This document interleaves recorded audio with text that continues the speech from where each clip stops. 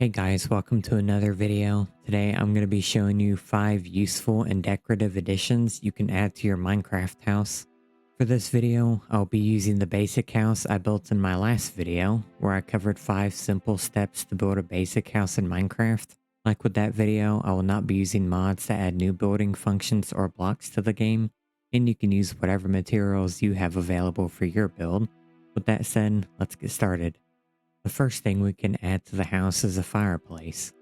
You may have to adjust where your windows are to make space, so as a future note, you should keep a fireplace in mind when deciding where your windows will go if you plan to add one. You don't need a huge fireplace, just large enough to place a couple of campfires inside of it. You may also want to make sure you have at least 2 blocks of space between your fireplace and any flammable blocks you may have built your house out of.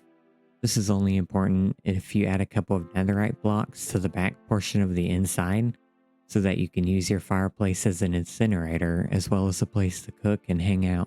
This is optional, but you can also add your furnace, smoker, and blast furnace to your fireplace just by insetting them right next to your campfires. Next, we want to fix up our lighting. Right now, we just have these torches standing alone on the walls and these somewhat ungainly ceiling lights, which we'll replace first. If you have the resources, you can craft some lanterns. Then, depending on the way you built your ceiling, either simply hang them from the blocks, or if you use slabs, just keep a regular block in your chosen spot and hang from there. If you have high ceilings, craft some chains to get lanterns as close to the floor as you like. Then we want to take the torches from the walls, place a fence block one space below where it was, and place the torch on top. Now, as a 2-in-1, we want to improve our windows by adding trapdoors to the sides. Make sure they are open so that they sit flat against the walls, and this will give you the appearance of shutters. Since we're outside, we'll move to the third addition to our house, a front porch. We want to use the slabs again for floor and the roof of our porch to give it a slight raised look and, like the interior of the house, a slightly more spacious room. Use your house corner blocks for the posts. Use fences as your rails. Add your gate, and don't forget exterior lighting. Do the same for back and side porches if you have any as well.